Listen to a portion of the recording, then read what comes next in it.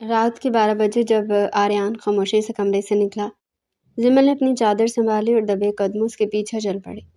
وہ اس کے پیچھے گودام تک پہنچ گئی تھی۔ اندر کا منظر دیکھ کر زمل کے حلق سے چیخ نکلتے نکلتے رہ گئی تھی۔ مجھے وہ سب چاہیے ورنہ اگلی گولی تمہارے بھیجے کے آر پار ہوگی۔ یہ سب دیکھ کر زمل کے ہاتھ پاؤں ٹھنڈے پڑ گئے تھے۔ اس کا شوہر ایک قاتل تھا، کون ہے وہاں؟ آریان کی گرجدار آواز آئی اور اس سے پہلے کہ زمل بھاگ پاتی، آریان کے آدمیوں نے اسے پکڑ لیا۔ تم ایک قاتل ہو آریان، تم ان لوگوں کو مارے ہو، میں نے سب دیکھ لیا ہے، میں پولیس کو بتاؤں گی، زمل ہذیانی انداز میں چلائی۔ آریان نے ایک زوردار قہقہ لگایا جو اس خاموش رات میں بہت بھیانک لگا تھا۔ پولیس؟ زمل، تمہیں لگتا ہے کہ تم اس جال سے نکل پاؤ گی؟ اب جب تم نے یہ دیکھ لیا تو اب تمہاری سزا اور بھی سخت ہوگی۔ اس نے زمل کو گھسیٹ کر جیپ کی طرف لانا شروع کر دیا تھا۔ حویلی کے وسیع و عریض ہال میں قہقہوں کا شور گونج رہا تھا، جہاں خاندان کے سبھی بڑے ایک عرصے بعد جمع ہونے کی خوشی میں ایک دوسرے سے پرانی باتیں کر رہے تھے۔ فیروز خان اور زبیدہ بیگم کے چہروں پر وہ سکون تھا جو شاید 15 سال بعد اپنی مٹی میں لوٹنے پر ہی میسر آتا ہے، مگر زمل کے لیے وہ خاموش دیواریں کسی قید خانے سے کم نہیں تھی۔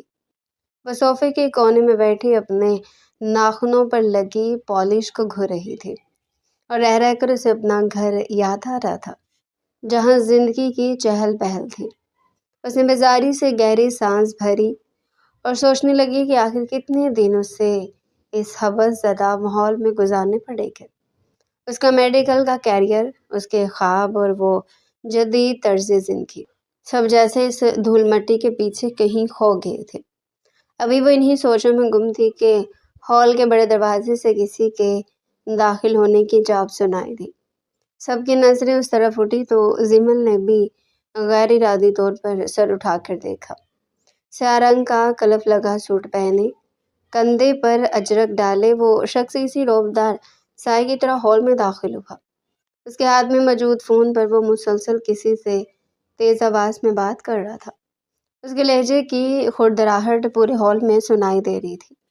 آریان نے فون بند کیا اور اپنی تیکھی نظروں سے پورے ہال کا جائزہ لیا، اور پھر چچا چچی سے ملنے کے بعد اس کی نظریں جب زمل پر آ کر رکی تو ان میں شناسائی سے زیادہ ایک عجیب سا طنز تھا۔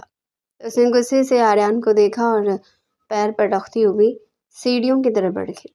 حویلی اتنی بڑی تھی اور کمروں کی ترتیب اتنی الجھی ہوئی کہ وہ غصے کے عالم میں یہ بھول گئی کہ اسے دائیں طرف مڑنا تھا یا بائیں طرف۔ وہ ایک بڑے سے کمرے میں داخل ہو گئی تھی۔ اس نے غصے میں ڈریسنگ ٹیبل پر رکھے ایک پرفیوم کی بوتل اٹھائی، مگر اس کی خوشبو سونگھتے ہی وہ ٹھٹک گئی۔ یہ وہی تیکھی اور مردانہ خوشبو تھی جو ابھی تھوڑی دیر پہلے ہال میں اس کے گرد حصار باندھ رہی تھی۔ ابھی وہ کچھ سمجھ پاتی کہ پیچھے سے دروازہ بند ہونے کی بھاری آواز آئی، اور ساتھ ہی کنڈی لگنے کی آواز نے اسے اچھلنے پر مجبور کر دیا۔ زمل نے تیزی سے پلٹ کر دیکھا۔ سامنے آریان ٹیک لگائے کھڑا تھا۔ اس کے ہاتھ اب بھی دروازے کے ہینڈل پر تھے اور لبوں پر مسکراہٹ تھی۔ تم یہاں میرے پیچھے کیوں آئے ہو، اور یہ دروازہ کیوں بند کیا ہے؟ زمل نے گرج کر کہا۔ اس کا دل اب سینے کی دیواروں سے ٹکرا رہا تھا۔ آریان نے کوئی جواب ہی نہیں دیا، بلکہ وہ سست قدمی سے چلتا ہوا اس کے قریب آنے لگا۔ اس کی نظریں زمل کے سراپے کا طواف کر رہی تھی۔ ڈاکٹر صاحبہ، لگ رہا ہے کہ آپ کی یادداشت واقعی کمزور ہو گئی ہے۔ نیچے غصے سے دیکھ رہی تھی اور دوڑی چلی بھی میرے کمرے میں آئی۔ کیا؟ زمل کی آنکھیں حیرت سے پھیل گئی۔ اس نے جلدی سے ارد گرد دیکھا۔ گہرے رنگ کے پردے اور کمرے کا ماحول چیخ چیخ کر کہہ رہا تھا کہ یہ آریان کا ذاتی کمرہ ہے۔ میں غلطی سے یہاں آ گئی تھی، ہٹو میرے راستے سے، مجھے باہر جانا ہے۔ زمل نے اسے دھکا دے کر گزرنا چاہا، مگر آریان نے بجلی کی سی تیزی سے اس کا راستہ روکا اور اسے ڈریسنگ ٹیبل اور اپنے مضبوط وجود کے درمیان جکڑ لیا۔ اتنی جلدی بھی کیا ہے، ابھی تو محفل شروع ہوئی ہے۔ آریان کی آواز اب حد سے زیادہ گمگیر ہو چکی تھی۔ اس نے اپنا ایک ہاتھ زمل کی کمر کے گرد حمائل کیا اور اسے ایک جھٹکے سے اپنے اور قریب کر لیا۔ اپنی اوقات میں رہو، یہ بدتمیزی ہے، چھوڑو مجھے۔ زمل نے اس کے سینے پر ہاتھ رکھ کر اسے پیچھے دھکیلنا چاہا، مگر آریان کی گرفت میں ایک جنونی شدت تھی۔ اس نے زمل کی ٹھوڑی کو اپنی انگلیوں کی گرفت میں لیا اور اس کا چہرہ اوپر اٹھایا۔ تم ایک جاہل پینڈو ہو، تمہارے پاس طاقت کے سوا کچھ نہیں ہے۔ زمل نے آخری کوشش کی کہ اسے نیچا دکھا سکے۔ آریان نے ایک مدہوش کن مسکراہٹ کے ساتھ اس کی آنکھوں میں جھانکا۔ ہاں، میں جاہل ہوں، میں سردار ہوں زمل، جو پسند آ جائے اسے جتنا میں جانتا ہوں اور چھیننا بھی۔ اس نے جھک کر اپنی گرفت مزید مضبوط کر لی۔ تمہاری یہ خوشبو، یہ مجھے پاگل کر دے گی۔ آج اس کمرے سے تم تبھی نکلو گی جب تمہاری یہ اکڑ ٹوٹ جائے گی۔ اس نے زمل کے گال پر اپنے لبوں کا لمس چھوڑنا چاہا تو زمل نے بے اختیار اس کا کلف لگا گریبان اپنی مٹھیوں میں بھینچ لیا تو آریان وہیں پر رک گیا۔ تمہاری ہمت کیسے ہوئی مجھے ہاتھ لگانے کی؟ تم ایک گنوار اور بدتمیز انسان ہو، زمل نے غصے سے اس کی آنکھوں میں آنکھیں ڈال کر کہا، حالانکہ اس کا سانس اکھڑ رہا تھا۔ آریان نے جھک کر اس کے ماتھے سے لگی بالوں کی لٹ کو اپنی پوروں سے پیچھے کیا۔ اس کا لمس زمل کے وجود میں بجلی کی لہر دوڑا گیا تھا۔ اسے پہلے کہ وہ آگے بڑھتا، زمل نے اس کے منہ پر تھپڑ رسید کرنا چاہا تو آریان نے اس کا ہاتھ پکڑ لیا۔ آج کے بعد یہ یاد رکھنا کہ اس حویلی میں تم کہیں بھی چلی جاؤ، تمہارا راستہ صرف مجھ پر آ کر ختم ہوگا۔ وہ اب بھی مسکرا رہا تھا اور پھر اس نے زمل کو اپنی گرفت سے آزاد کر دیا اور وہ بھاگ کر دوسرے کمرے میں آ گئی۔ آریان نے سوچ لیا تھا کہ اس شہری چڑیا کو اس کے حساب سے ہینڈل کرنا پڑے گا۔ رات کا وقت تھا اور حویلی کے برآمدوں میں لالٹینوں کی روشنی مدھم ہو رہی تھی۔ زمل کو نیند نہیں آ رہی تھی۔ وہ ٹہلتی ہوئی چھت کی طرف جانے والی سیڑھیوں کے پاس پہنچی تو دیکھا کہ وہاں پہلے سے کوئی موجود ہے۔ آریان وہاں ایک ہاتھ میں سگریٹ پکڑے آسمان کو گھور رہا تھا۔ زمل نے واپسی کا ارادہ کیا مگر آریان کی آواز نے اسے روک لیا۔ اتنی جلدی ہار مان لی؟ ابھی تو یہاں تمہارا دوسرا دن ہے۔ زمل نے پلٹ کر اسے دیکھا۔ ہارنا میری ڈکشنری میں نہیں ہے، میں بس تمہاری شکل دیکھ کر اپنا موڈ خراب نہیں کرنا چاہتی تھی۔ آریان نے سگریٹ کا دھواں فضا میں اچھالا اور اس کے قریب آ گیا۔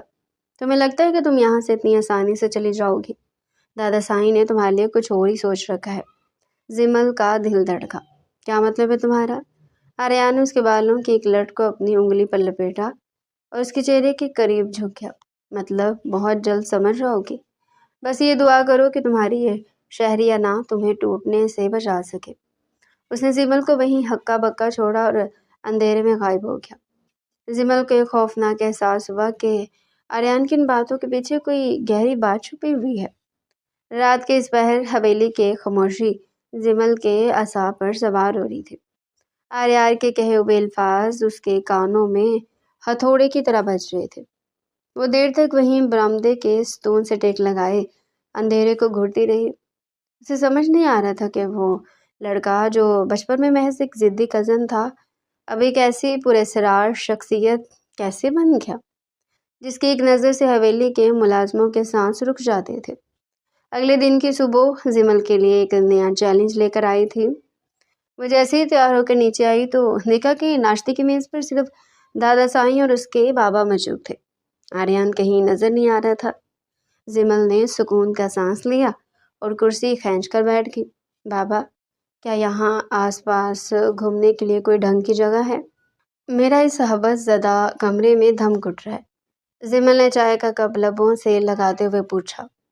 شہرو صاحب نے مسکرا کر اپنی بیٹی کو دیکھا۔ بیٹا باہر ہمارے ڈیرے کی طرف نکل جاؤ، وہاں ابا جی نے بہت سے نئے گھوڑے منگوائے ہیں اور ہریالی دیکھ کر تمہارا دل بھی بہل جائے گا۔ زمل نے سوچا کہ یہ اچھا موقع ہے۔ وہ اکیلے میں اس گاؤں کو ایکسپلور کرنا چاہتی تھی۔ اس نے سفید رنگ کا اسٹائلش جوڑا پہن رکھا تھا اور بالوں کو ڈھیلی پونی میں باندھا تھا۔ وہ حویلی کے پچھلے گیٹ سے نکل کر کچے راستوں پر چلنے لگی۔ ہر طرف سرسوں کے کھیتوں کی خوشبو پھیلی ہوئی تھی مگر زمل کے لیے یہ سب الرجک تھا۔ وہ منہ بسوڑتی ہوئی آگے بڑھ رہی تھی کہ دور اسے ایک اونچی دیواروں والا ڈیرا نظر آیا جہاں بہت سے مرد جمع تھے اور شور مچ رہا تھا۔ زمل تجسس کے مارے ڈیرے کے قریب پہنچی تو دیکھا کہ وہاں کسی فیصلے کی پنچایت لگی ہوئی تھی۔ سامنے کرسی پر آریان بیٹھا تھا جس کے چہرے پر اس وقت وہ طنزیہ مسکراہٹ نہیں بلکہ سرداروں والی سختی تھی۔ اس نے کالی چادر کندھے پر ڈال رکھی تھی اور اس کے سامنے دو مزارے ہاتھ جوڑے کھڑے تھے۔ زیمل نے دور سے ہی حقارت بھری نظر اس منظر پر ڈالی۔ وہی پرانا جاہل طریقہ، غریبوں کو ڈرا کر اپنی دھاک بٹھانا۔ وہ بڑبڑاتی ہوئی دوسری طرف گھوڑوں کے استبل کی طرف مڑ گئی۔ وہاں ایک کالا گھوڑا بندھا تھا جو بے حد وحشی لگ رہا تھا۔ زیمل کو گھوڑوں کا شوق تھا۔ وہ جیسے اس کے قریب گئی اور اسے پیار کرنے کے لیے ہاتھ بڑھایا، گھوڑے نے زوردار ہنہناہٹ کے ساتھ اپنے پچھلے پیروں پر کھڑے ہو کر زیمل کو خوفزدہ کر دیا۔ زیمل پیچھے ہٹی اور اس کا پاؤں وہاں پڑی رسی میں الجھ گیا۔ اس سے پہلے کہ وہ کیچڑ میں گرتی، کسی کے مضبوط بازو نے اسے کمر سے تھام کر اپنی طرف کھینچ لیا۔ زیمل کا سانس رک گیا تھا۔ اس نے اوپر دیکھا تو آریان کی تیکھی آنکھوں سے گھور رہی تھی۔ بچپن میں بھی تم نے ایک بھپرے ہوئے بیل کو چھیڑا تھا اور تب بھی میں نے ہی تمہیں بچایا تھا۔ لگتا ہے ڈاکٹر بننے کے بعد عقل آنے کے بجائے بالکل ہی رخصت ہو گئی ہے۔ آریان نے اسے چھوڑنے کے بجائے اپنی گرفت مزید مضبوط کر لی۔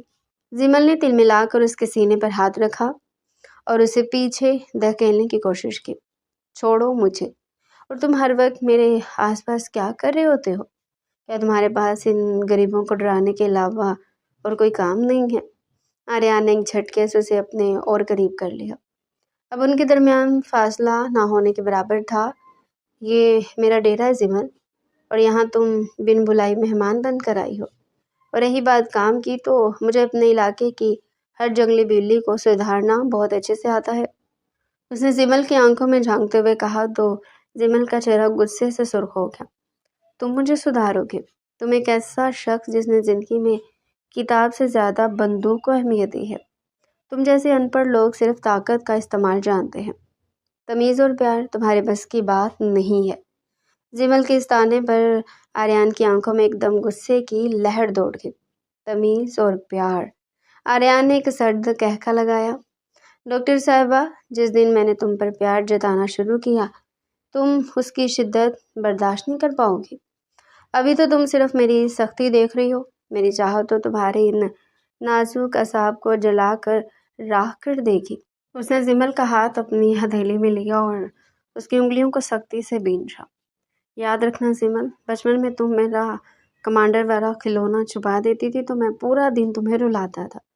اب تم نے میری انا کو للکارا ہے تو اب میں تمہیں تب تک نہیں چھوڑوں گا جب تک تم خود گھٹنوں کے بل جھک کر مجھ سے اپنی آزادی کی بھیک نہیں مانگو گی۔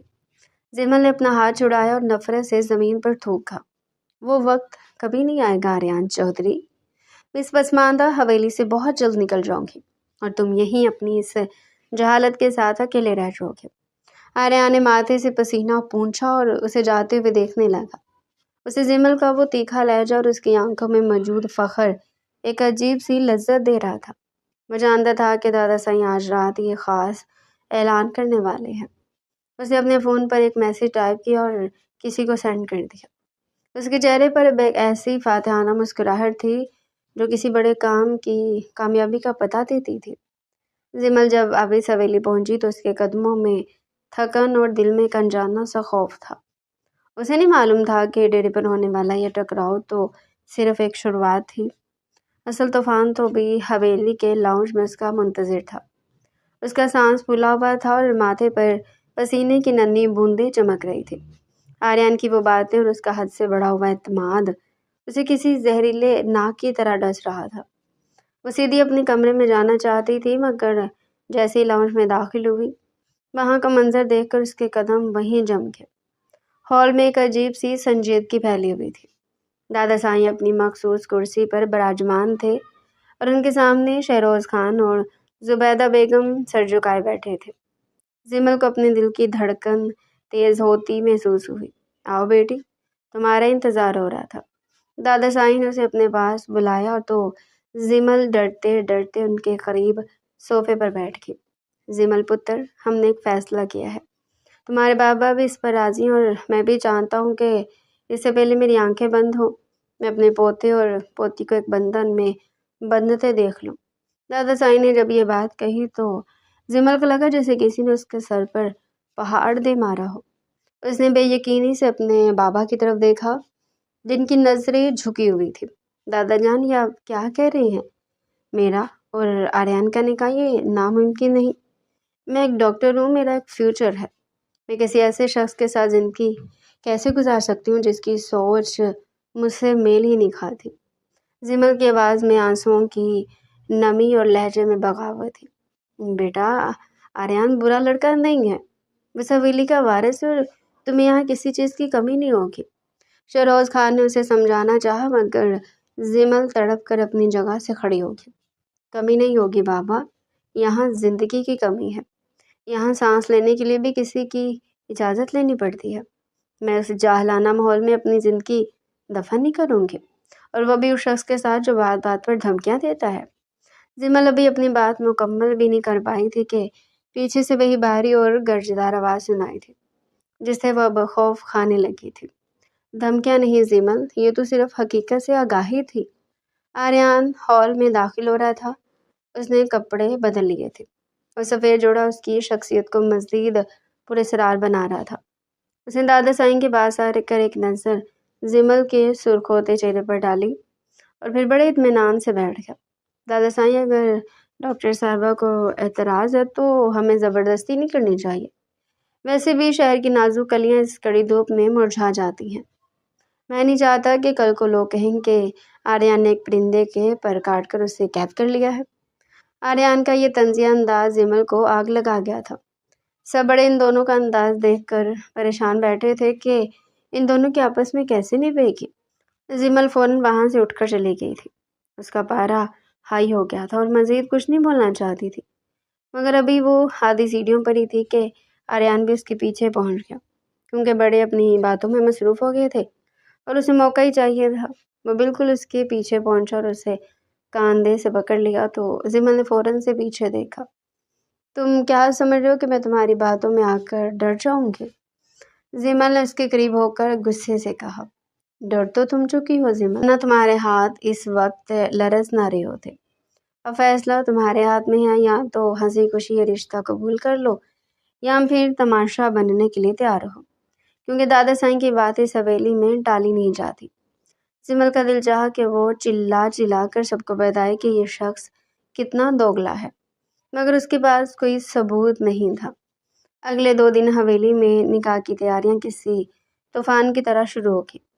زمل نے بھوک ہڑتال شروع کر دی تھی، خود کو کمرے میں بند کر لیا، مگر آریان کا رویہ بالکل بے نیاز تھا۔ وہ کبھی ڈیرے پر ہوتا تو کبھی شہر کے چکر لگاتا، جیسے اسے اس نکاح سے کوئی خاص فرق نہیں پڑ رہا تھا۔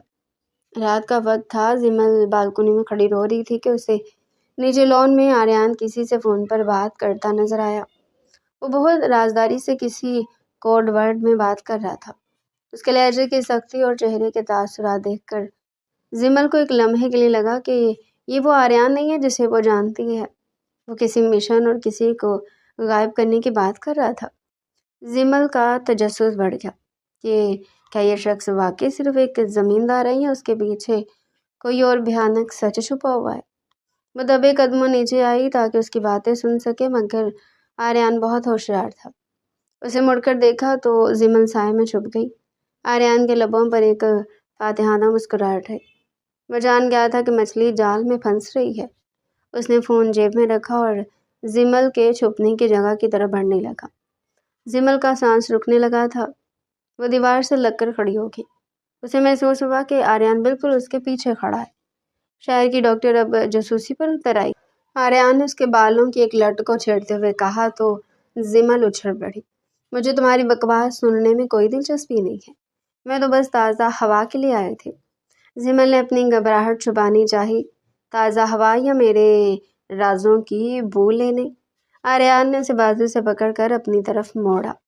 یاد رکھنا زمل، جتنا تم میرے قریب آؤ گی اتنی ہی دلدل میں دھنستی جاؤ گی۔ ابھی بھی وقت ہے، پیچھے ہٹ جاؤ۔ آریان کی آنکھوں میں اس وقت ایک عجیب سی تپش تھی جس نے زمل کو ساکت کر دیا۔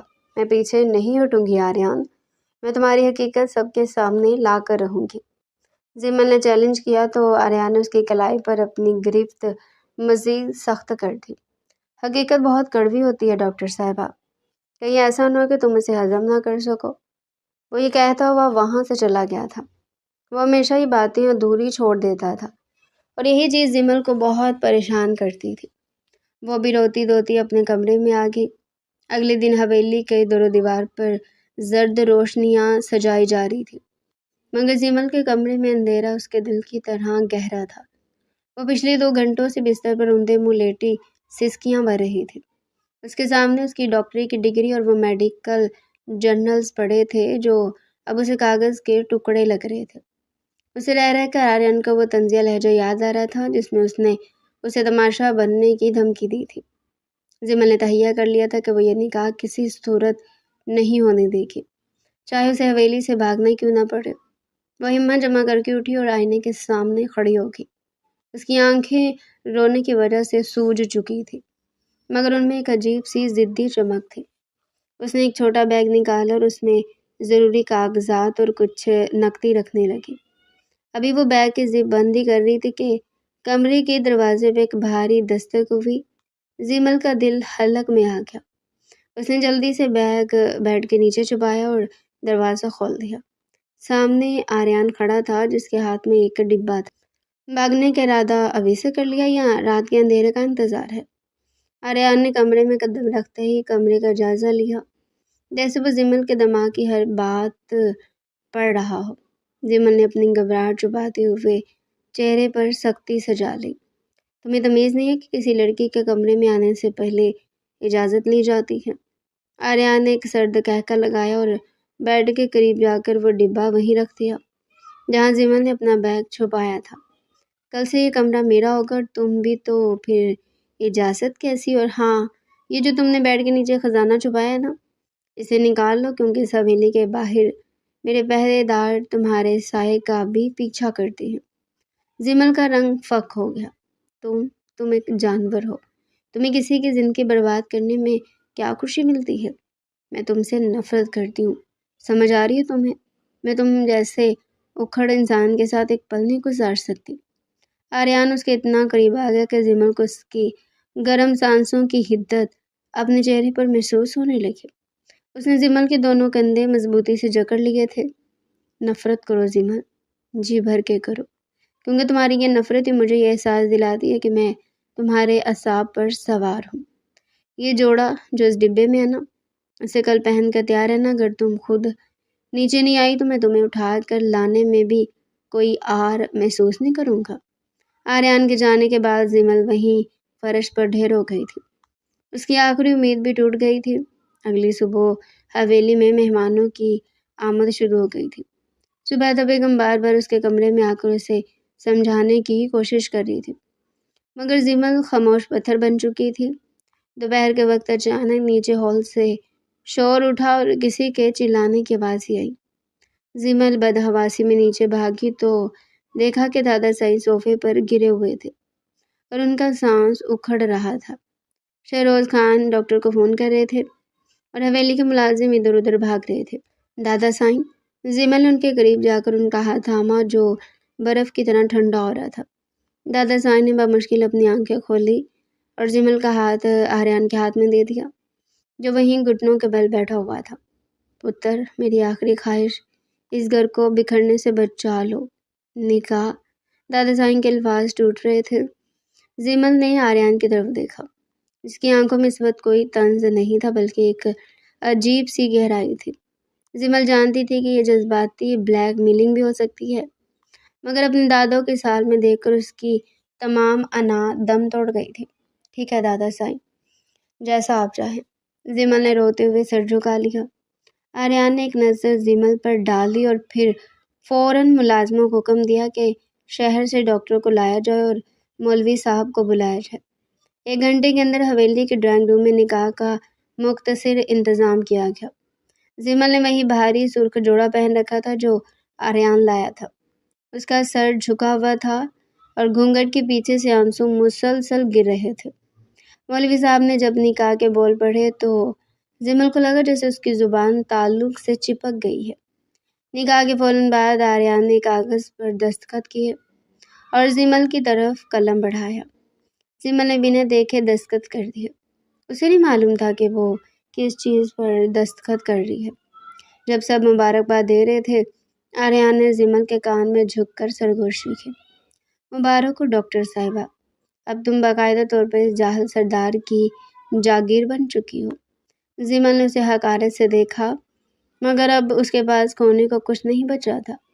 रात होते ही रुखसती की रस्म अदा की गई और जिमल को आर्यान के कमरे में पहुंचा दिया गया। वो कमरा जो अब उसकी नई दुनिया और नई कैद था, रात के इस पहर हवेली का वो वसी कमरा जिमल के लिए किसी अजियत गाह से कम नहीं था।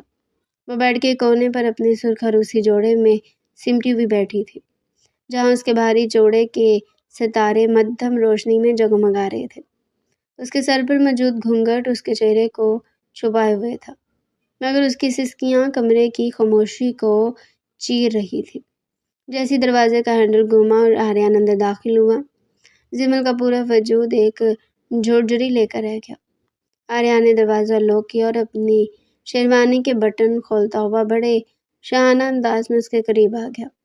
आर्यन की हर चाल जिमल के दिल पर हथौड़े की तरह लग रही थी।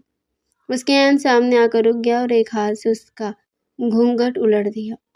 जिमल ने अपनी भीगी हुई आंखें ऊपर उठाई तो सामने आर्यन का वो चेहरा था जिस पर इस वक्त किसी फातिह की सी सर्द मेहरी और एक अजीब सी तपश थी। उसने जिमल की ठोड़ी को अपनी उंगलियों की गिरफ्त में लिया और उसे ऊपर उठने पर मजबूर कर दिया। तो आखिरकार डॉक्टर जिमल शहरोज चौधरी आर्यन के हिसार में आ ही गई। कहाँ गया वो तुम्हारा शहरी गुरूर और वो दावे कि तुम किसी जाहिल से निकाह नहीं करोगी। जिमल ने तड़प कर अपना चेहरा छुड़ाना चाहा, मगर आर्यन की गिरफ्त लोहे की मानी थी। तुम एक बेहिस इंसान हो आर्यन, तुमने सिर्फ मेरे दादा की मजबूरी का फ़ायदा उठाया है, वरना तुम्हारी औकात नहीं है कि तुम मुझ जैसी लड़की के साए को भी छू सकते। जिमल के लहजे में अभी वही काट थी, मगर उसकी आवाज़ लरस रही थी। आर्यन के लबों पर एक खतरनाक और गहरी मुस्कुराहट आई। औकात औकात तो अब मैं तुम्हें याद दिलाऊंगा जिमल। तुमने मुझे जाहिल कहा था ना, तो आज देखो कि एक जाहिल अपनी मलकियत पर अपना हक कैसे जताता है। उसने एक झटके से जिमल को अपनी बाहों में भर लिया। जिमल ने पूरी कुव्वत से उसके सीने पर हाथ मारे और उसे पीछे धकेलने की कोशिश की। उसके नाखून आर्यन के बाजुओं पर निशान छोड़ रहे थे, मगर आर्यन पर जैसे जुनून सवार था। उसे जिमल को बेड पर गिराया और उसके दोनों हाथों को अपने एक ही हाथ से उसके सर के ऊपर जकड़ लिया। छोड़ो मुझे आर्यन, ये ज़बरदस्ती है, मैं तुम्हें कभी माफ़ नहीं करूँगी। जिमल चीख रही थी, मगर उसकी आवाज़ कमरे की दीवारों से टकरा कर वापस आ रही थी। आर्यन उसके इतना करीब झुका कि जिमल को उसके गर्म सांसों की हिद्दत अपनी शहरक पर महसूस होने लगी। माफ़ी तो मैंने मांगी ही नहीं, मैं तो बस अपना वो हक वसूल कर रहा हूँ जिस पर खुदा और कानून ने मोहर लगाई है। उसे जिमल के कान के करीब सरगोशी की तो जिमल का वजूद बर्फ़ की तरह ठंडा पड़ गया। उस रात आर्यन ने अपनी तमाम शिद्दतों के साथ जिमल को ये बावर करा दिया कि वो अब आज़ाद नहीं रही। वो एक ज़ख्मी शेरनी की तरह तड़पती रही, मज़ाहमत करती रही, मगर आर्यन के लम्स में छुपी वो अजीब सी आग उसे पिघलाने लगी थी। जिमल को अपने आप से और अपनी बेबसी से घिन आने लगी थी, मगर आर्यन के लिए उसकी अना की तस्कीन थी या शायद उसकी छुपी हुई मोहब्बत का कोई रूप। अगली सुबह जब खिड़की के पर्दों से धूप जिमल के चेहरे पर पड़ी तो उसने कराह कर अपनी आंखें खोली। उसका पूरा वजूद टूट रहा था, उसकी रूह जैसे रेजा रेजा हो चुकी थी। उसने देखा कि आर्यन बेड के दूसरी तरफ बैठा अपनी कमीज़ पहन रहा था। वो बिल्कुल पुरसुकून था, जैसे कल रात कुछ हुआ ही ना हो। जिमल ने चादर अपने गिर्द लपेट ली और तकिए में मुंह छुपाकर फिर से रोने लगी। आर्यन उसके करीब आया और बेड पर झुककर उसके गीले गाल को अपनी उंगली से छुआ। रो क्यों रही हो जाने मन? अभी तो जिंदगी के बहुत से इम्तिहान बाकी हैं। अपने इस नाजुक वजूद को संभाल कर रखो, क्यों ये यहाँ रातें बहुत तवील होती हैं। जिमल ने झटके से उसका हाथ परे किया और उसे नफरत भरी नज़रों से देखा। मैं तुमसे नफरत करती हूँ आर्यन। काश मैं उसी दिन मर जाती जब तुम्हारी इस हवेली में कदम रखा था। आर्यन ने एक तंजिया कहकर लगाया और अपना फ़ोन जेब में रखने लगा। नफरत ही सही, कम से कम तुम मेरे बारे में सोचती तो हो। फिर वो उसे वहीं बिखरा हुआ छोड़कर कमरे से बाहर निकल गया और जिमल को महसूस हुआ कि अब उसकी ज़िंदगी का ہر دن اس اندھیری رات کی طرح ہوگا۔ کچھ دیر بعد زمل ہمت کر کے اٹھی اور خود کو سنبھالا۔ وہ حویلی کی چھت پر چلی گئی تھی جہاں ٹھنڈی ہوا چل رہی تھی۔ وہ دور کھیتوں کو دیکھ رہی تھی جب اس سے احساس ہوا کہ نیچے صحن میں آریان کسی سے بہت رازداری میں باتیں کر رہا ہے۔ اس کے پاس 2-3 لوگ کھڑے تھے جو کسی کاغذ کے ٹکڑے پر بحث کر رہے تھے۔ آریان کا انداز بالکل بدل چکا تھا۔ زمل نے سوچا کہ آخر یہ شخص ہے کیا؟ رات کو ایک درندہ، دن میں ایک بااثر سردار اور اب یہ خفیہ ملاقاتیں۔ کیا اس کے پاس کوئی ایسا راز ہے جو اس کی زندگی بدل سکتا ہے؟ رات کے سائے ایک بار پھر حویلی پر گہرے ہو چکے تھے اور کمرے میں پھیلی خاموشی زمل کے اعصاب پر بوجھ بن رہی تھی۔ وہ صوفے پر سمٹی بیٹھی تھی۔ اس کی نظریں دیوار پر لگی اس گھڑی پر تھی جس کی ہر ٹک ٹک اسے آریان کی آمد کی یاد دلا رہی تھی۔ پچھلی رات کی شدت نے زمل کے دل میں ایک عجیب سا خوف اور بے چینی بھر دی تھی۔ وہ جب بھی آریان سے دور بھاگنے کی کوشش کرتی وہ اتنی ہی طاقت سے اسے اپنے حصار میں لے لیتا تھا۔ اچانک دروازہ کھلا اور آریان اندر داخل ہوا۔ آج اس کے چہرے پر تھکن کے آثار تھے مگر اس کی آنکھوں میں وہی پرانی چمک برقرار تھی۔ اس نے اپنی باسکٹ اتار کر صوفے پر پھینکی اور سیدھا زمل کے پاس آ کر بیٹھ گیا۔ زمل نے گھبرا کر اٹھنا چاہا مگر آریان نے اس کا ہاتھ پکڑ کر اسے دوبارہ وہیں بیٹھنے پر مجبور کر دیا۔ اتنی بے چینی کیوں ہے زمل؟ کیا ابھی تمہیں اپنے شوہر کا لمس اجنبی لگتا ہے؟ آریان نے اس کے کان کے قریب جھک کر دھیمے لہجے میں پوچھا تو زمل کا سانس بے ترتیب ہونے لگا۔ چھوڑو مجھے آریان، کیا تمہیں سکون ملتا ہے مجھے اس طرح اذیت دے کر؟ زمل نے اپنا ہاتھ چھڑانے کی ناکام کوشش کی۔ آریان نے اس کی ٹھوڑی پکڑ کر اپنا چہرہ اس کے اتنا قریب کر لیا کہ ان کی سانسیں ایک دوسرے سے ٹکرانے لگی۔ اذیت؟ تمہیں لگتا ہے کہ یہ اذیت ہے؟ زمل میں تو بس تمہیں یہ محسوس کروانا چاہتا ہوں کہ تم اب میری ہو۔ تمہارے یہ جسم، تمہاری یہ سانسیں سب اب میرے نام سے جڑی ہیں۔ اس نے زمل کے گال پر اپنی انگلیاں نہایت نرمی مگر حق جتانے والے انداز میں پھیری۔ زمل کی آنکھوں میں غصے کے ساتھ ساتھ ایک انجانی تڑپ تھی۔ اسے آریان کی یہ قربت جتنی ناگوار گزرتی تھی اتنی اس کے وجود میں ایک عجیب سی لرزش بھی پیدا کر دیتی تھی۔ آریان نے اسے جھٹکے سے اپنی باہوں میں بھر لیا اور بیڈ کی طرف بڑھ گیا۔ زمل نے اس کے سینے پر اپنی مٹھیاں ماری مگر آریان کے لیے وہ پھولوں کی مار جیسی تھی۔ اس نے زمل کو بیڈ پر لٹایا اور خود بھی وہیں پہنچ گیا۔ آج تمہارا یہ غرور مجھے بہت بھلا لگ رہا ہے۔ ایسا لگتا ہے جیسے تم جتنا مجھ سے دور بھاگتی ہو میں اتنا ہی تمہیں خود میں جذب کرنے کا جنون پاتا ہوں۔ اس رات بھی آریان نے اپنی چاہت اور شدت کے وہ نشان زمل پر چھوڑے کہ وہ سسک اور اس کے وجود میں گم ہونے پر مجبور ہو گئی۔ زمل کو سمجھ نہیں آ رہا تھا کہ وہ شخص سے نفرت کرتی ہے یا اس کی اس بے پناہ شدت کی عادی ہوتی جا رہی ہے۔ اگلے دن کی دوپہر زمل حویلی کے بالائی برآمدے میں کھڑی تھی جب اسے پچھلے حصے کی طرف سے کچھ مشکوک آوازیں سنائی تھیں۔ اس نے نیچے جھانک کر دیکھا تو آریان اپنے انہی 2 خاص آدمیوں کے ساتھ کھڑا تھا۔ آج رات 12 بجے پل کے پاس کوئی غلطی نہیں ہونی چاہیے۔ اس بار ہمیں اسے زندہ پکڑنا ہے۔ زمل کا دل زور سے دھڑکا۔ اسے یاد آیا کہ آریان اکثر راتوں کو غائب رہتا تھا اور کبھی کبھار اس کی قمیض پر خون کے دھبے بھی دیکھے گئے تھے۔ کیا وہ واقعی کوئی مجرم تھا؟ کیا وہ کسی گینگ کا حصہ تھا؟ زمل نے فیصلہ کیا کہ وہ آج رات آریان کا پیچھا کرے گی۔ رات کے 12 بجے جب آریان خاموشی سے کمرے سے نکلا زمل نے اپنی چادر سنبھالی اور دبے قدموں اس کے پیچھے چل پڑے۔ آریان حویلی کے پچھلے دروازے سے نکل کر ایک جیپ میں سوار ہوا اور تیزی سے کچے راستوں پر نکل گیا۔ زمل نے ایک ملازم کی موٹر سائیکل دیکھی تو ہمت کر کے اندھیرے میں اس جیپ کے تعاقب میں نکل کھڑی ہوئی۔ کچھ میل دور دریا کے کنارے ایک ویران گودام کے پاس جیپ رکی تو زمل نے اپنی سائیکل دور جھاڑیوں میں چھپائی اور خود گودام کی کھڑکی تک پہنچ گئی۔ اندر کا منظر دیکھ کر زمل کے حلق سے چیخ نکلتے نکلتے رہ گئی تھی۔ وہاں آریان ہاتھ میں ایک پستول پکڑے کھڑا تھا اور اس کے سامنے 3-4 لوگ رسیوں سے بندھے ہوئے تھے جن کے چہروں پر شدید مار پیٹ کے نشان تھے۔ آریان کا لہجہ اب وہ نہیں تھا جو حویلی میں ہوتا تھا۔ وہ کسی جلاد کی طرح ان سے کچھ پوچھ رہا تھا۔ مجھے وہ چاہیے ورنہ اگلی گولی تمہارے بیٹے کے آر پار ہوگی۔ زمل کے ہاتھ پاؤں ٹھنڈے پڑ گئے۔ اس کا شوہر ایک قاتل تھا، ایک دہشت گرد تھا۔ وہ خوف کے مارے پیچھے ہٹی کہ اچانک اس کا پاؤں ایک سوکھی ٹہنی پر پڑ گیا جس کے ٹوٹنے کی وجہ سے آواز سنائی دی۔ کون ہے وہاں؟ آریان کی گرجدار آواز آئی اور اس سے پہلے کہ زمل بھاگ جاتی آریان کے آدمیوں نے اسے پکڑ لیا۔ آریان جب باہر آیا اور زمل کو وہاں دیکھا تو اس کی آنکھوں میں ایک ہولناک غصہ اور حیرت تھی۔ زمل تم یہاں کیا کر رہی ہو؟ آریان نے اسے بازو سے پکڑ کر جھنجھوڑا۔ تم ایک قاتل ہو آریان، تم ان لوگوں کو مارے، میں نے سب دیکھ لیا ہے، میں پولیس کو بتاؤں گی، زمل ہذیانی انداز میں چلائی۔ آریان نے ایک زوردار کہکا لگایا جو اس خاموش رات میں بہت بھیانک لگا تھا۔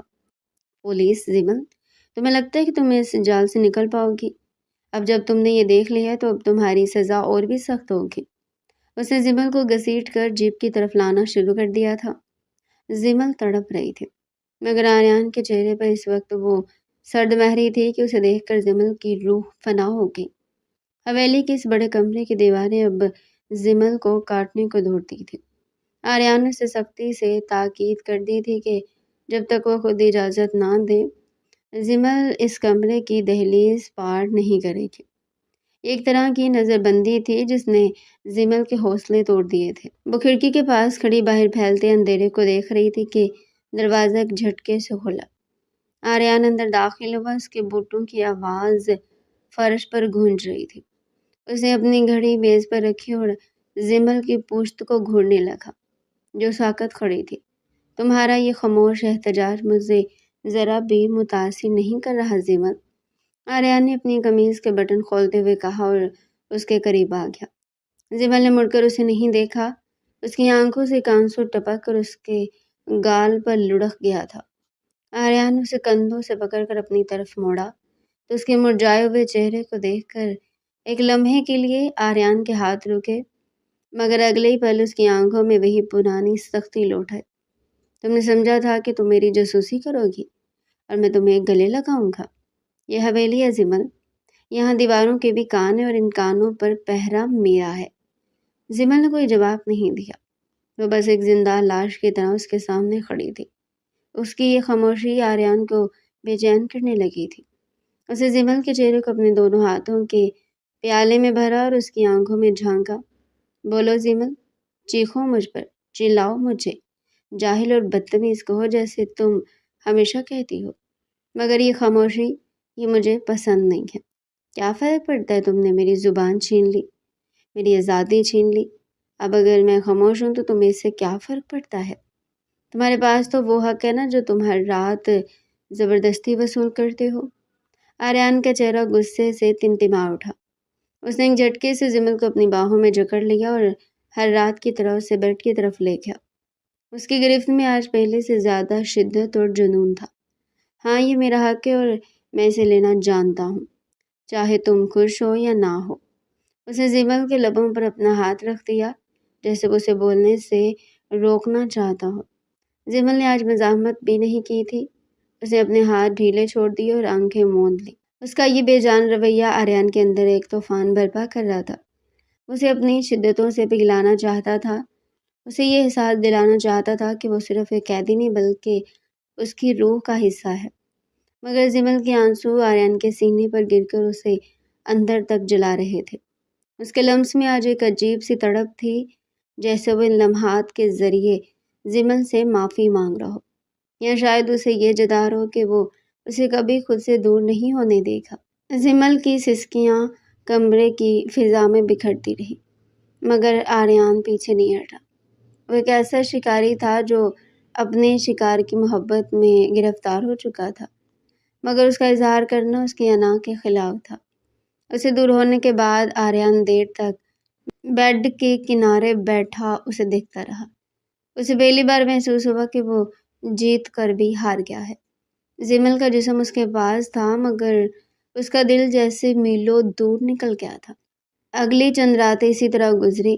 آریان دن بھر حویلی سے باہر رہتا، زمینداروں کے کاموں میں مصروف، مگر جیسی رات ہوتی وہ کسی مقناطیس کی طرح زمل کی طرف کھینچا چلا تھا۔ زمل اب اسے بات نہیں کرتی تھی، وہ صرف اس کے لمس کو برداشت کرتی اور خاموشی سے آنسو بہاتی تھی۔ رات کا وقت تھا اور آریان کمرے میں آ چکا تھا، اس کے بالوں میں اپنی انگلیاں چلانے لگا تھا۔ تم کیوں ایسی ہوتی جا رہی ہو؟ کیا میری محبت تمہیں اتنی ناگوار گزرتی ہے؟ یہ محبت نہیں ہے آریان، یہ قبضہ ہے، اور میں کوئی زمین نہیں ہوں جس پر تم اپنی جیت کا جھنڈا گاڑ سکو۔ آریان کے دل میں ایک ٹیس اٹھی، اسے زمل کو خود سے مزید قریب کر لیا اور اس کی پیشانی چومی۔ اگر یہ قبضہ ہے تو پھر اسے قبضہ ہی رہنے دو، کیونکہ میں تمہیں بانٹنے کا حوصلہ نہیں رکھتا۔ اس نے دیکھا کہ زمل کی آنکھوں میں اب تھکن کے سوا کچھ نہیں بچا تھا۔ اسے لگا کہ وہ اس لڑکی کو توڑ رہا ہے جسے اس نے ہمیشہ سے چاہا تھا، مگر پھر اسے اپنے کام کا خیال آیا، وہ خطرات جو اس کے گرد منڈلا رہے تھے۔ وہ جانتا تھا کہ زمل کی یہ قید اس کی حفاظت کا واحد راستہ ہے۔ اسے ڈرا کر رکھنا تھا تاکہ وہ ان خطرناک کھیلوں سے دور رہے جن کا حصہ آریان بن چکا تھا۔ حویلی کی بھاری بھرکم فضائیں زمل کے لیے زہر بنتی جا رہی تھی۔ آریان نے اسے کمرے تک محدود کر دیا تھا اور باہر پہرا بٹھا دیا تھا تاکہ وہ دوبارہ اس کے پیچھے گودام تک نہ آ سکے۔ زمل کئی گھنٹے کھڑکی کے پاس بیٹھی رہتی، جہاں سے اسے دور کھیتوں میں کام کرتے مزارے نظر آتے تھے۔ وہ اپنی زندگی کی اس موڑ پر کھڑی تھی جہاں اس کی تمام میڈیکل کی پڑھائی اور اس کا شعور اس سردار کی انا کے سامنے گھٹنے ٹیک چکا تھا۔ رات کے سائے گہرے ہوتے ہی حویلی میں ایک عجیب سی دہشت نما خاموشی چھا جاتی۔ زمل کا دل دھڑکنے لگتا کیونکہ وہ جانتی تھی کہ اب آریان کے آنے کا وقت ہو گیا ہے۔ دروازہ کھلتا اور آریان کی باروب شخصیت کمرے میں داخل ہوتی۔ وہ آتے ہی اپنی بیلٹ اور پستول زمین پر میز پر رکھتا اور پھر اس کی نظریں سیدھی زمل پر ہوتی جو صوفے کے کونے میں دبکی بیٹھی ہوتی تھی۔ آریان اس کے قریب آ کر بیٹھتا تو زمل اپنی نظر جھکا لیتی۔ آریان نے ایک بار اس کا ہاتھ تھاما تو زمل کا وجود لرزنے لگا۔ کہ ابھی تک تم اسے اتنی خوفزدہ ہو زمل؟ آریان نے اس کی انگلیوں کے پوروں کو مسلتے ہوئے پوچھا۔ زمل نے کوئی جواب نہیں دیا۔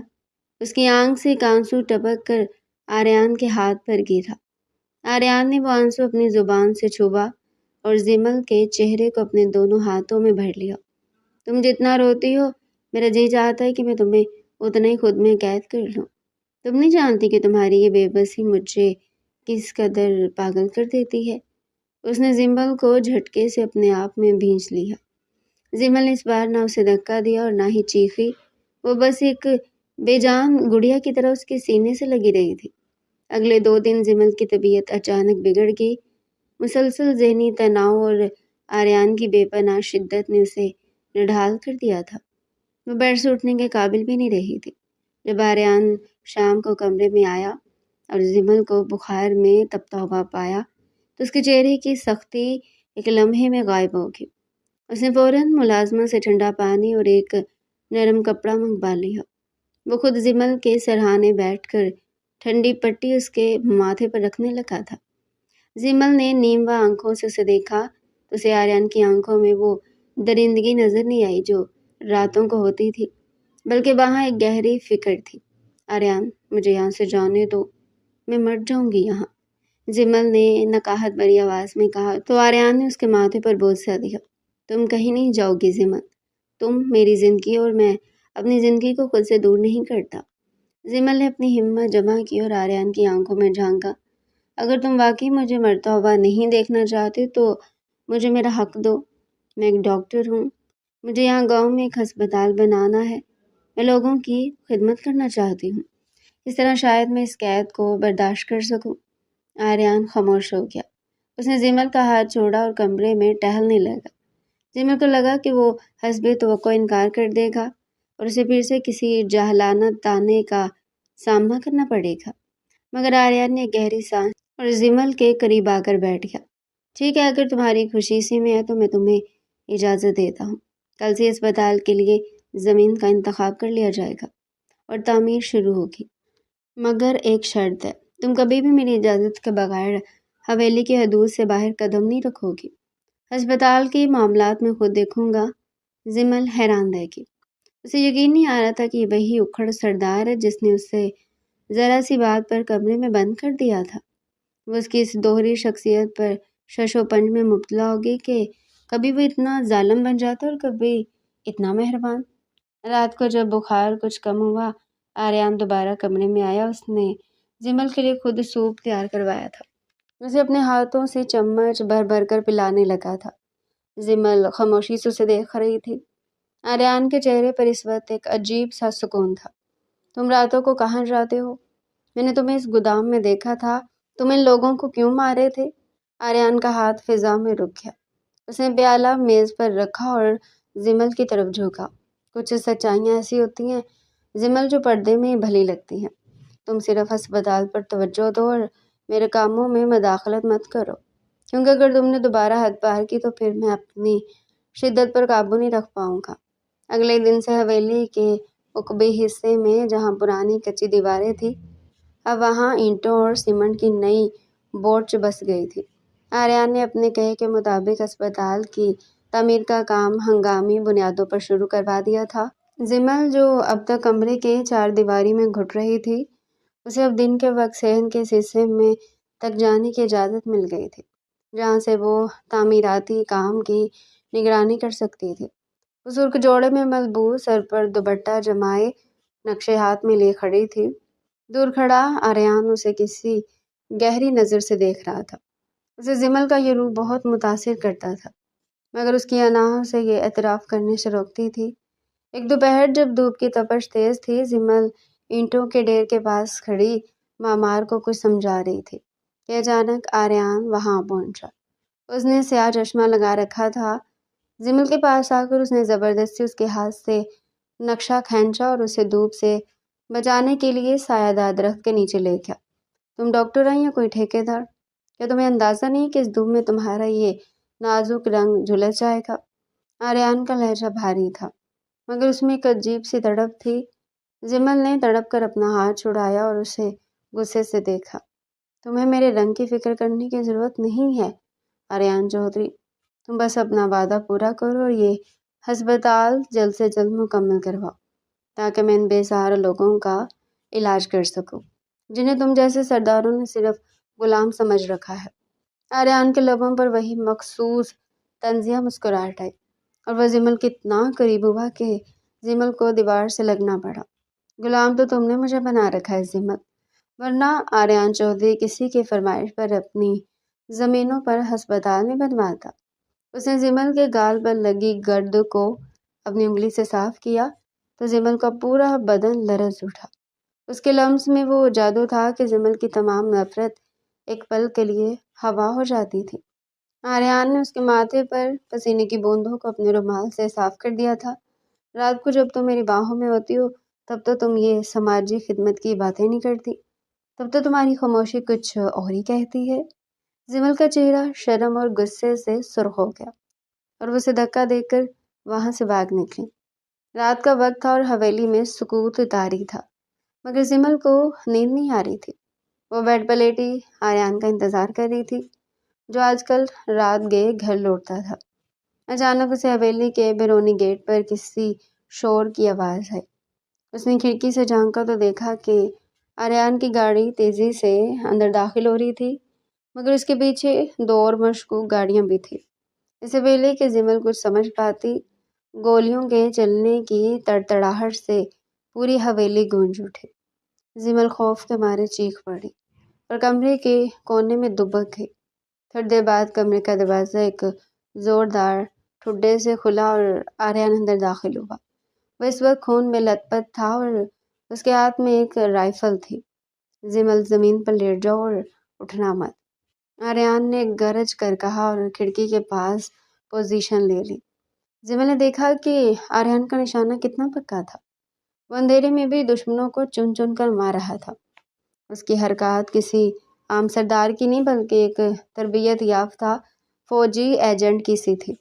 زمل نے ہمت جمع کی اور آریان کے قریب رینگتی ہوئی آئی۔ آریان تم زخمی ہو؟ تمہیں گولی لگی ہے؟ زمل نے اس کے بازو سے بہتے خون کو دیکھ کر بدحواسی میں کہا۔ آریان نے اسے پیچھے دھکیلا اور غصے سے بولا، میں نے کہا تھا نا کہ میرے کاموں میں مداخلت مت کرنا، یہ دشمن تمہاری پہنچ سے باہر ہے۔ اسی وقت ایک گولی کھڑکی پر لگی جسے کھڑکی کا شیشہ ٹوٹ کر گرنے لگا تھا۔ آریان نے بجلی کی تیزی سے زمل پر جھپٹ کر اسے اپنے وجود تلے چھپا لیا تاکہ شیشہ اسے نہ لگے۔ اس لمحے زمل نے محسوس کیا کہ آریان اس کی جان بچانے کے لیے اپنی پیٹھ پر شیشے اور زخم سہ رہا تھا۔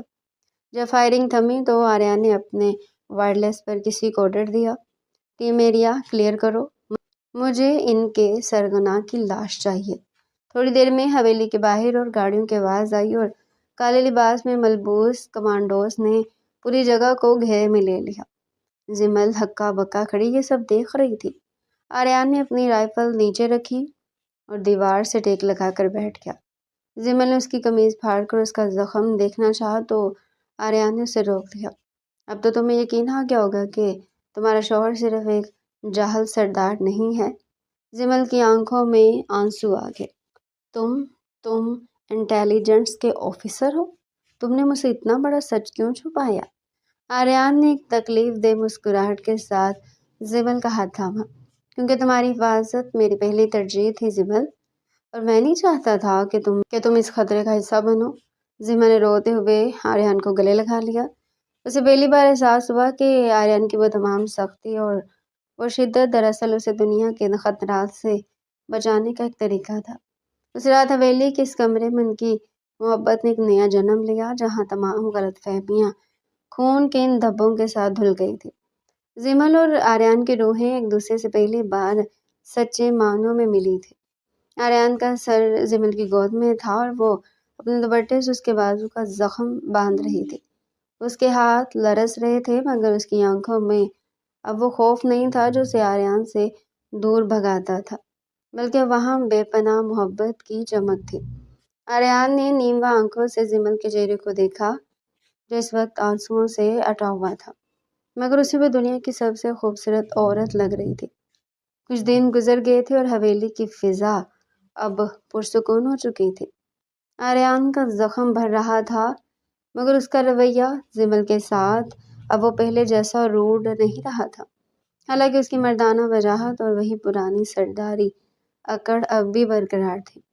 ایک شام جب سورج کی آخری کرنیں حویلی کے برآمدوں کو سنہرا کر رہی تھی، آریان نے زمل کو اپنے پاس بلایا۔ زمل نے کمرے میں قدم رکھا تو آریان نے ایک لفافہ اس کی طرف بڑھایا۔ زمل نے حیرت سے اسے دیکھا اور لفافہ کھولا تو اس کے اندر شہر کے سب سے بڑے میڈیکل کالج اور ہسپتال کا جوائننگ لیٹر تھا۔ یہ کیا ہے آریان؟ زمل نے بے یقینی سے پوچھا۔ یہ تمہاری آزادی کا پروانہ ہے زمل۔ میں نے تمہارے بابا سے بات کر لی، وہ تمہیں کل ہی شہر لے جائیں گے۔ تم ایک قابل ڈاکٹر ہو اور تمہاری جگہ یہ پسماندہ گاؤں نہیں بلکہ وہ بڑے ہسپتال ہیں جہاں تم ہزاروں زندگیاں بچا سکتی ہو۔ آریان نے بہت ضبط کے ساتھ یہ الفاظ کہے جیسے وہ اپنا دل نکال کر اسے دے رہا ہو۔ زمل نے وہ کاغذ میز پر رکھا اور دھیمے قدموں سے چلتی ہوئی آریان کے بالکل قریب آ گئی۔ اس نے آریان کا ہاتھ اپنے دونوں ہاتھوں میں لیا اور اس کی آنکھوں میں جھانکنے لگی۔ اور میرا وہ ہسپتال جو تم نے یہاں بنوایا اس کا کیا ہوگا؟ کیا یہاں کے لوگوں کو ایک ڈاکٹر کی ضرورت نہیں ہے؟ آریان نے اسے جھٹکے سے اپنی باہوں میں بھر لیا اور اسے اپنی گود میں بٹھا لیا۔ وہاں کوئی اور ڈاکٹر آ جائے گا زمل؟ میں نہیں چاہتا کہ تم یہاں میری خطرناک زندگی کے سائے میں اپنی صلاحیتیں ضائع کرو۔ زمل نے اس کے گلے میں اپنی باہیں ڈالی اور اس کے سینے پر سر رکھ دیا۔ میری صلاحیتیں وہیں کام آئیں گی جہاں میرا شوہر ہوگا۔ میں نے فیصلہ کر لیا کہ میں کہیں نہیں جا رہی، میں اسی گاؤں میں رہوں گی تمہارے ساتھ، تمہاری اس حویلی میں اور اس ہسپتال میں جو تم نے میرے لیے بنوایا ہے۔ آریان کا دل دھڑکنا بھول گیا تھا۔ اس نے زمل کے چہرے کو اوپر اٹھایا اور اس کے ماتھے پر اپنی محبت کی مہر ثبت کر دی۔ اس رات ان کے درمیان جو قربت تھی اس میں وہ پرانی زبردستی نہیں تھی بلکہ ایک دوسرے کے وجود میں ضم ہو جانے کی تڑپ تھی۔ نئے سال کا آغاز ہوا تو گاؤں کے چھوٹے سے اسپتال کا افتتاح ہوا۔ اس کی دیواروں پر ڈاکٹر زمل آریان کا نام چمک رہا تھا۔ آریان اب اکثر اپنے مشنز پر جاتا تھا مگر جب وہ واپس آتا تو حویلی کے دروازے پر زمل اس کا استقبال کرنے کے لیے موجود ہوتی تھی۔ ان کی زندگی اب وہ پرانی تلخ یادیں پیچھے چھوڑ آئی تھی۔ زمل نے آریان کی اس دوہری شخصیت کو قبول کر لیا تھا۔ وہ جانتی تھی کہ اس کا شوہر باہر کی دنیا کے لیے ایک بے رحم ایجنٹ اور سردار ہے، مگر اس کمرے کی چار دیواری کے اندر وہ صرف اس کا تھا۔ ایک رات جب وہ دونوں چھت پر تھے، آریان نے زمل کو اپنے حصار میں لیتے ہوئے سرگوشی کی۔ تمہیں یاد ہے تم نے مجھے جاہل اور اکھڑ دیہاتی کہا تھا؟ زمل نے شرارت سے اسے دیکھا اور اس کی ٹھوڑی پر اپنی انگلی پھیری۔ ہاں یاد ہے، اور اب بھی تم وہی ہو، بس فرق یہ کہ اب اس جاہل سردار نے ایک ڈاکٹر کا دل جیت لیا ہے۔ آریان نے کہکا لگایا اور اسے اپنی باہوں میں اٹھا کر نیچے کمرے کی طرف چل دیا، جہاں محبت کے نئے دیے ان کا انتظار کر رہے تھے۔ تو ڈیئر پیارے ناظرین، یہ تھا آج کا ہمارا انٹرسٹنگ سا ناول۔ مزید اگر آپ ایسے ہی ناول ہمارے چینل پر ڈیلی سننا چاہتے ہیں تو چینل کو سبسکرائب کریں، ویڈیو کو لائک کریں اور کمنٹ سیکشن میں اپنی رائے لازمی دیں۔